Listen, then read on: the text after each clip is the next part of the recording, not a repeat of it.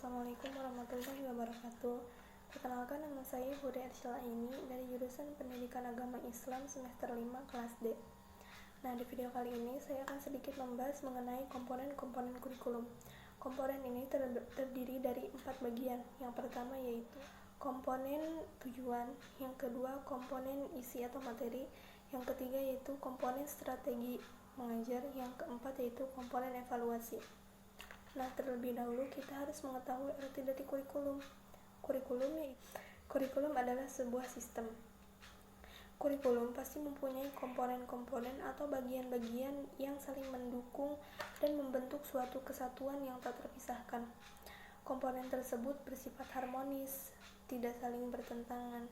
Sebagai suatu program pendidikan yang direncanakan dan akan direncanakan, pasti mempunyai komponen pokok. Komponen ini terdiri dari tujuan, materi, strategi pembelajaran, dan evaluasi. Nah, yang pertama yaitu tujuan.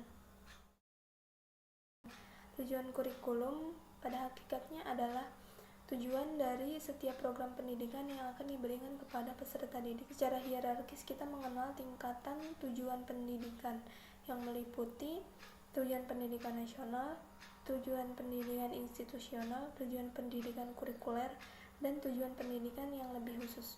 Yang pertama yaitu tujuan pendidikan nasional. Tujuan pendidikan nasional adalah tujuan pendidikan yang tertinggi dalam kegiatan di negara kita.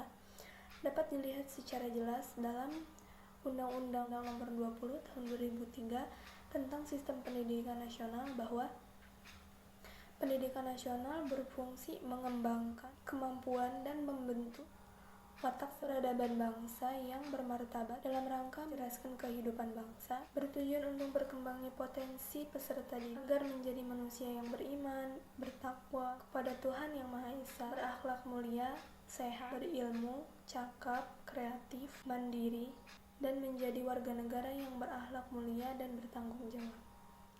Yang kedua yaitu tujuan institusional.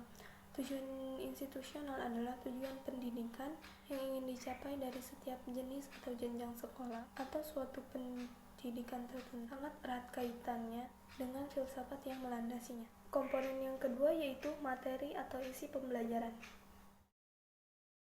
Untuk menentukan materi pembelajaran, perlu memperhatikan hal berikut.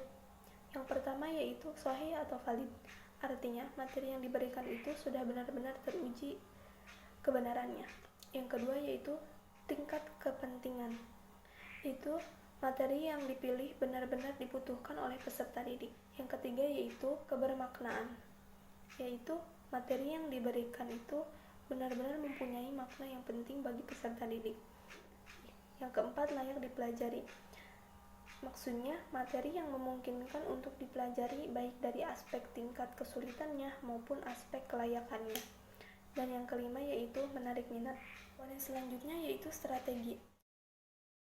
Komponen strategi ini berhubungan tentang bagaimana kurikulum itu dilaksanakan di sekolah atau madrasah. Ada beberapa unsur dalam strategi pelaksanaan kurikulum, yaitu pertama adalah tingkat dan jenjang pendidikan, yang kedua proses belajar mengajar, yang ketiga bimbingan penyuluhan, yang keempat administrasi supervisi, yang kelima sarana kurikuler, yang terakhir yaitu evaluasi atau penilaian.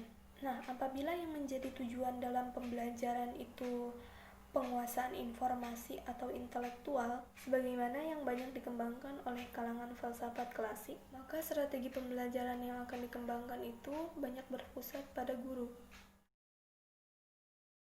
yang seharusnya aktif dalam suatu proses pembelajaran adalah peserta didik itu sendiri. Terkait dengan kurikulum tingkat satuan pendidikan, belakangan ini muncul konsep pendidikan yang beristilah pakem, yang artinya pembelajaran aktif, kreatif, efektif, dan menyenangkan. Oleh sebab itu dalam prakteknya seorang guru seyogianya dapat mengembangkan strategi pembelajarannya secara kreatif yang memungkinkan siswa agar dapat melaksanakan proses belajarnya secara aktif, kreatif, menyenangkan, dan efektivitas yang tinggi.